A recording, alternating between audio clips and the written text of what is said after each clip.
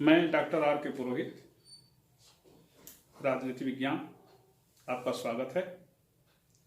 आज प्लेटो के रिपब्लिक पर हम विचार करेंगे। देखें, रिपब्लिक प्लेटो का सर्वाधिक महत्वपूर्ण ग्रंथ, जिसमें उसने अपने समस्त उत्कृष्ट विचारों को डाल दिया है। महत्ता की दृष्टि से उसकी जितनी पुस्तकें हैं उन सब में यह श्रेष्ठ है। रिपब्लिक यदि आप पढ़ेंगे तो आपको उपन्यास का आनंद आएगा। रिपब्लिक का मूल नाम है पॉलिटेइया। पॉलिटेइया का मतलब होता है राज्य की शासन व्यवस्था या राज्य का संविधान। जब यह यूनानी भाषा से लैटिन में ट्रांसलेट हुआ तो इसका नाम दिया गया रेस पब्लिका, और जब इंग्लिश में ट्रांसलेशन हुआ तो इसका नाम दिया गया द रिपब्लिक। रिपब्लिक का शाब्दिक अर्थ गणतंत्र होता है, लेकिन इस पुस्तक में प्लेटो ने गणतंत्र के बारे में कुछ भी नहीं लिखा है। रिपब्लिक में उसने एक आदर्श शासन व्यवस्था का चित्रण किया है। आदर्श राज्य की व्यवस्था का मतलब क्या है? आदर्श राज्य। आदर्श राज्य का अर्थ क्या है? आदर्श राज्य का अंग्रेजी है ideal state. Ideal state, ideal का मूल शब्द है आइडिया। आइडिया का अर्थ होता है विचार। आइडियल का मतलब हुआ विचारों की जगत में रहने वाला। विचार कहाँ उत्पन्न होते हैं? हमारे मस्तिष्क में उत्पन्न होते हैं। हम अपनी आंखों से कई प्रकार की घटनाओं को देखते हैं, कई प्रकार की चीजों को देखते हैं। उनको देख करके हमारे मन में विचार उत्पन्न होते हैं। तो जो विचार मस्तिष्क में उत्पन्न होते हैं उनको आइडियल कहते हैं। और स्वाभाविक है, जो चीज मस्तिष्क में उत्पन्न होगा वह काल्पनिक होगा। लेकिन आइडियल और काल्पनिक में अंतर है। आदर्श और काल्पनिक में अंतर है। काल्पनिक हवा हवाई होता है, जबकि आदर्श काल्पनिक होते हुए भी अनुकरणीय होता है। वह आपको रास्ता बताता है। वह आपको कहता है कि मुझे प्राप्त करने की कोशिश करो, आगे बढ़ने के लिए प्रेरणा देता है। तो आदर्श को प्राप्त करने के लिए व्यक्ति प्रयास करता है। जैसे मैंने कहीं पर एक घटना सुनी थी कि एक लड़की ट्रेन एक्सीडेंट में उसके दोनों पैर कट गए। उसने कृत्रिम पैर लगाए और उसने एवरेस्ट पर आरोहण किया। ऐसी विकलांग लड़की का एवरेस्ट पर आरोहण अन्य पर्वतारोहियों के लिए, पर्वत आरोहण करने वालों के लिए आदर्श है। एक विद्यार्थी परीक्षा में 90-95% अंक प्राप्त करता है। वह उन विद्यार्थियों के लिए आदर्श है जो इस क्षेत्र में लगे हुए हैं। जैसे भरत का चरित्र आदर्श है। तो आदर्श प्राप्त करने की व्यक्ति कोशिश करता है। लेकिन जब आदर्श प्राप्त हो जाता है तो वह आदर्श नहीं रह जाता, काल्पनिक व्यावहारिक हो जाता है। तो तब तक आदर्श रहता है जब तक कि आप उसको प्राप्त करने की कोशिश में लगे हुए हैं। आदर्श जब प्राप्त हो जाता है तो उसको व्यावहारिक कहते हैं। जैसे गौर करिए, ऐसा माना जाता है कि मुर्गी का अंडा यदि ठीक 90 डिग्री पर रखा हुआ है तो उस पर यदि हाथी भी खड़ा हो जाए तो अंडा नहीं टूटेगा। यदि टूट गया तो अंडा 90 डिग्री पर नहीं रखा गया है, सीधी सी बात है। तो आदर्श हमेशा अप्राप्य होता है। प्लेटो ने इस पुस्तक में एक आदर्श राज्य का चित्रण किया है। इस आदर्श राज्य के 4 स्तंभ हैं। यह 4 स्तंभ पर टिका हुआ है। पहला है न्याय, दूसरा है शिक्षा, तीसरा है साम्यवाद। साम्यवाद के 2 रूप हैं, संपत्ति का साम्यवाद, परिवार का साम्यवाद, और अंतिम है दार्शनिक शासक। प्लेटो अपनी पुस्तक में इन 4 सिद्धांतों का प्रतिपादन किया है, जिसमें सर्वाधिक महत्वपूर्ण है न्याय। न्याय प्लेटो के आदर्श राज्य का आधार है। यहां तक कि प्लेटो अपनी पुस्तक का एक उपशीर्षक देता है, उसका नाम है डिकाएग्रस पॉलिटिकस। डिकाएग्रस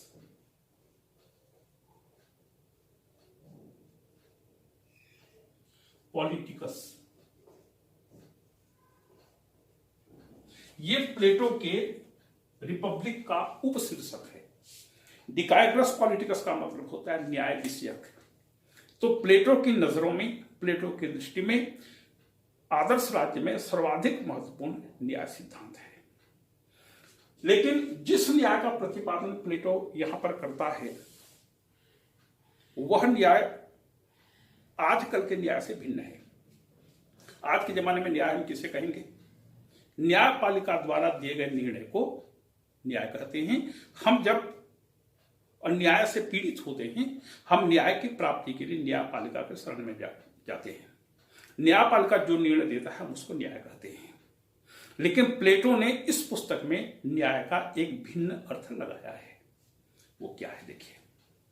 वैसे प्लेटो अपने न्याय संबंधी विचारों को प्रस्तुत करने के पहले तत्समय यूनान में प्रचलित न्याय की जो अलग अलग धारणाएं थी उन धारणाओं को प्रस्तुत करता है, सुकरात के मुंह से उसका खंडन करता है और खंडन करने के बाद न्याय के बारे में अपनी बात कहता है। तो प्लेटो के न्याय सिद्धांत पर विचार करने के पूर्व थोड़ा सा हम देखें कि प्लेटो के समय में यूनान में न्याय की कौन कौन सी अवधारणाएं प्रचलित थी। रिपब्लिक के इस न्याय सिद्धांत का प्रारंभ एक नाटकीय घटना से होता है। सुकरात, इसके पहले एक चर्चा हो चुकी है कि प्लेटो की पुस्तकों में मुख्य वक्ता सुकरात है। तो सुकरात अपने शिष्यों के साथ वेंदिस देवी का मेला देखने गया। दिन भर मेला को देखे अपने शिष्यों के साथ सुकरात ने। शाम को वह वापस लौटने लगा। तो उस स्थान का एक व्यापारी, उसका नाम था सेफालस। सेफालस ने संदेश भेजा, सुकरात दिन भर के थके हुए हो, आओ तुम सब कोई मेरे साथ मेरे घर में आओ, विश्राम करो, रात को कुछ चर्चा हम करेंगे। तो सुकरात अपने शिष्यों के साथ सेफालस के घर में पहुंचता है। रात का खाना खाते हैं। खाना खाने के बाद सबको वो लोग एक जगह पर बैठते हैं, चर्चा शुरू होती है। तो सेफालस चर्चा की शुरुआत करते हुए कहता है कि जो व्यक्ति सत्य और न्याय के साथ जीवन यापन करता है उसे यह आशा होती है कि उसकी वृद्धावस्था भी अच्छी तरह से बीत जाएगी। रिपीट करता हूं, जो व्यक्ति सत्य और न्याय के साथ जीवन यापन करता है उसे यह अपेक्षा होती है, उसे यह आशा होती है कि उसकी वृद्धावस्था भी, यह आगे का जीवन भी अच्छी तरह से बीतेगा। इस पर सुकरात प्रश्न करता है, न्याय क्या है? सेफालस न्याय को उत्तर देता है। सेफालस न्याय को उत्तर देते हुए कहता है कि सत्य बोलना और ऋण चुकाना न्याय है। से ट्रूथ एंड पे द डेब्ट। सत्य बोलना, ऋण चुकाना। सुकरात इसका खंडन करता है। खंडन करते हुए सुकरात कहता है, देखो मित्र, प्रत्येक परिस्थिति में सत्य बोलना न्याय नहीं हो सकता। जैसे एक सैनिक दुश्मनों के द्वारा पकड़ लिया जाता है, जब सैनिक से उस देश के गुप्त रहस्यों के बारे में पूछा जाता है तो क्या सैनिक को सत्य बोलना चाहिए? सत्य नहीं बोलना चाहिए। तो सत्य बोलना न्याय नहीं हो सकता। इसी प्रकार से जैसे आप मान लीजिए जंगल में एक झाड़ी के पास खड़े हैं, एक हिरण दौड़ते हुए आता है, आपके पीछे जो झाड़ी है वहां पर छुप जाता है। इतने में ही शिकारी आता है और आपसे पूछता है कि आपने उस हिरण को देखा है क्या? आप सत्य कहेंगे तो वहां पर एक जानवर के, मासूम जानवर की मृत्यु के कारण बनेंगे। तो वहां पर न तो आप सत्य बोल सकते हैं और आप उसको कोई जानकारी दे सकते हैं। तो सत्य बोलना प्रत्येक परिस्थिति में न्याय नहीं हो सकता। उसकी दूसरी धारणा, ऋण चुकाना। इसके बारे में सुकरात कहता है कि यदि मान लो कोई व्यक्ति किसी व्यक्ति को तलवार उधार देता है और तलवार देने के बाद वह व्यक्ति पागल हो जाता है और तलवार वापस मांगता है, तो क्या ऐसे व्यक्ति को तलवार वापस करना या ऋण चुकाना न्याय होगा? न्याय नहीं होगा। इस प्रकार से सुकरात इन दो तर्कों के द्वारा सेफालस के न्याय संबंधी धारणा का खंडन कर देता है। जब सेफालस चुप बैठ गया तो उसका बेटा खड़ा हुआ, बोला कि मैं बोलूंगा। तो दूसरा पात्र है सेफालस का बेटा पॉलीमार्कस। पॉलीमार्कस न्याय को परिभाषित करते हुए कहता है कि मित्र के प्रति मित्रता और शत्रु के प्रति शत्रुता करने की कला ही न्याय है। मित्रता, शत्रुता, कला। सुकरात इसका खंडन करता है, कहता है न्याय एक कला नहीं हो सकता। क्यों? कला दुधारी तलवार होती है। जैसे शासन करना कला है, तलवार चलाना कला है, इसी प्रकार से क्या न्याय भी एक कला होगी? जैसे एक व्यक्ति तलवार चला करके यदि आत्मरक्षा करता है, लोगों के जीवन की रक्षा करता है, तो वह दूसरे लोगों की हत्या भी कर सकता है। यदि शासन करना एक कला है, तो शासन कला के माध्यम से यदि देश में शांति व्यवस्था की स्थापना की जा सकती है, तो लोगों की निरंकुशतापूर्वक शासन करके हत्या भी की जा सकती है। चिकित्सा करना एक कला है। एक चिकित्सक अपनी चिकित्सा कला के माध्यम से यदि मरीजों को स्वस्थ बना सकता है, तो स्वस्थ को भी मरीज बना सकता है। तो न्याय मनमानी का पर्याय नहीं हो सकती। फिर वह कहता है कि मित्र के प्रति मित्रता करेंगे, शत्रु के प्रति शत्रुता करेंगे।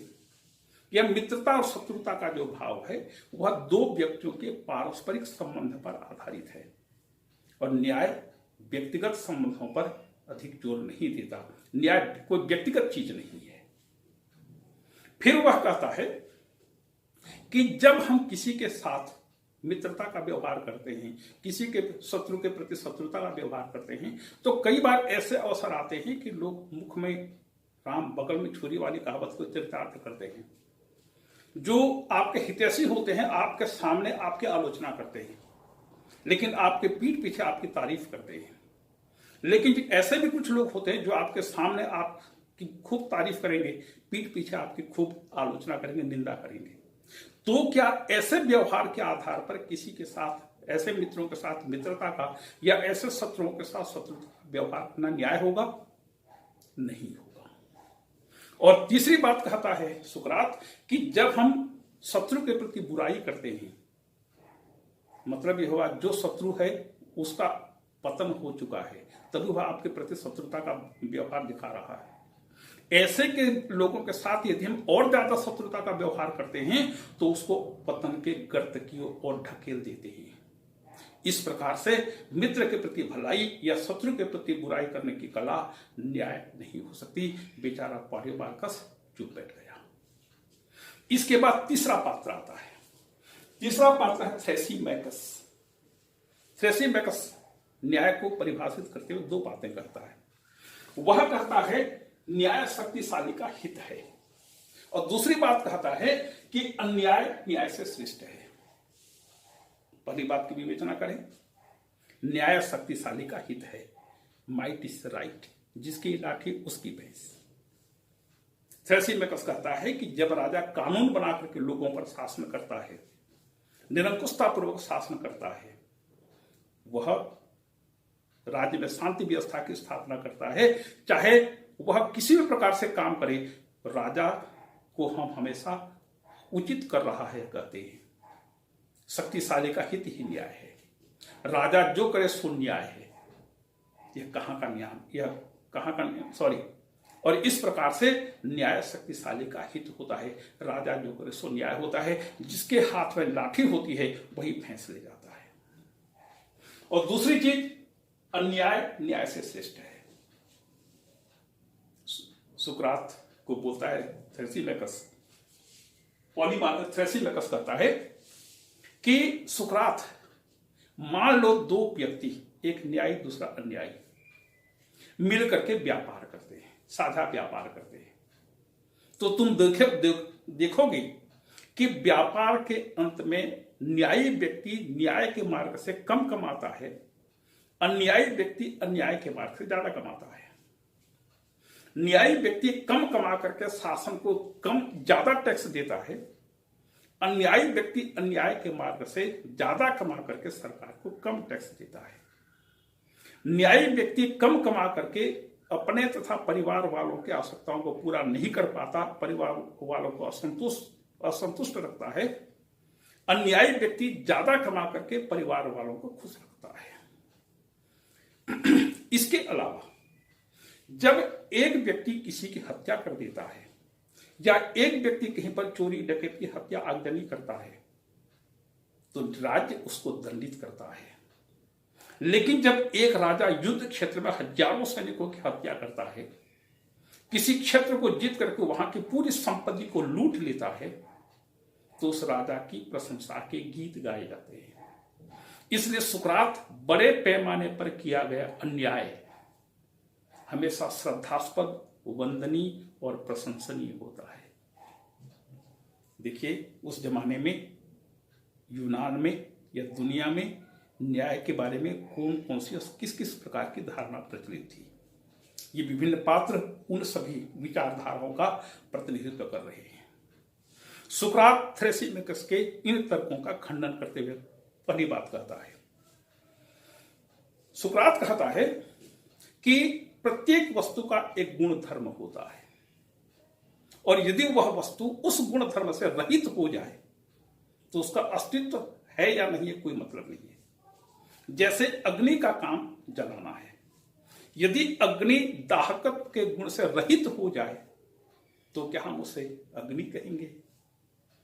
शिक्षकों का काम अध्यापन करना है, यदि कोई शिक्षक अध्यापन कार्य में मन नहीं लगाता तो क्या वह शिक्षक कहलाने के योग्य है। आंखों का काम देखना है, यदि आंखें देखना बंद कर दें तो क्या हम उसे आंख कहेंगे। तो प्रत्येक वस्तु का एक गुण धर्म होता है। न्याय आत्मा का एक गुण है और इस आत्मा का विकास सन्मार्ग से होता है, न्याय के मार्ग से होता है, अन्याय के मार्ग से नहीं होता। इस दुनिया में आज के संदर्भ में आप इसको ले सकते हैं कि जो व्यक्ति अन्याय के मार्ग पर चले, आज उनकी स्थिति क्या है ये आप सोच सकते हैं, समझ सकते हैं। उदाहरण देकर के बताने की आवश्यकता नहीं है। इसलिए न्याय हमेशा श्रेष्ठ होता है, अन्याय का मार्ग हमेशा गलत होता है। अन्याय के मार्ग से आत्मा का विकास नहीं होता। और उसके बाद अन्याय न्याय से श्रेष्ठ नहीं हो सकता। ये दोनों बातों का खंडन सुकरात कर देता है। बेचारा थ्रेसिमेकस भी शांत रह जाता है। इसके बाद चौथा पात्र आता है, उसका नाम है ग्लाउकन। ग्लाउकन कहता है न्याय निर्बलों की आवश्यकता है। इसकी विवेचना करते हुए ग्लाउकन कहता है कि प्राकृतिक अवस्था जब थी, मत्स्य न्याय की स्थिति प्रचलित थी। मत्स्य न्याय किसे कहते हैं? जिस प्रकार से बड़ी मछली छोटी मछली को खा जाती है, इसी प्रकार से शक्तिशाली व्यक्ति कमजोर व्यक्ति को मार डालता था, पीटता था, उनको कष्ट देता था। इसी को मत्स्य न्याय कहते हैं। मत्स्य न्याय मतलब शक्तिशाली का हित। तो प्राचीन अवस्था में, प्राकृतिक अवस्था में मत्स्य न्याय की स्थिति प्रचलित थी। व्यक्ति जितना अत्याचार शक्तिशालियों का सहन करता था, वह उतना अत्याचार दूसरे पर नहीं कर पाता था। और इस प्रकार से उस जमाने में प्रत्येक व्यक्ति का जीवन कठिन हो गया, दूभर हो गया। तब सब लोगों ने मिलकर के विचार विमर्श किया और यह तय किया कि हम न तो किसी का अत्याचार सहेंगे, न किसी पर अत्याचार करेंगे। और इस प्रकार से उन्होंने कुछ नियम कानून बनाए, कुछ व्यवस्थाएं स्थापित की और इस प्रकार से न्याय की स्थापना हुई। मतलब न्याय कमजोर लोगों की आवश्यकता है। और देख लीजिएगा आज के जमाने में भी कमजोर व्यक्ति जिसके ऊपर अन्याय होता है वही व्यक्ति न्यायालय जाता है, शक्तिशाली और सबल व्यक्ति न्यायपालिका में नहीं जाता। तो इस प्रकार से ग्लाउकन इसको निर्बल की आवश्यकता बताता है। सुकरात इसका खंडन करते हुए कहता है कि ग्लाउकन न्याय कोई ऐसी बाह्य वस्तु नहीं है जिसे हम बाजार गए खरीद कर ले आए स्थापित कर दिया। न्याय मन की प्रवृत्ति है, न्याय आत्मा का गुण है। जब तक न्याय का भाव व्यक्ति के मन में नहीं रहेगा तब तक न्याय की स्थापना नहीं हो सकती। इस प्रकार से प्लेटो इन चार विचारधाराओं को प्रस्तुत करने के बाद अब न्याय के बारे में अपनी बातें कहता है। आप सभी को धन्यवाद।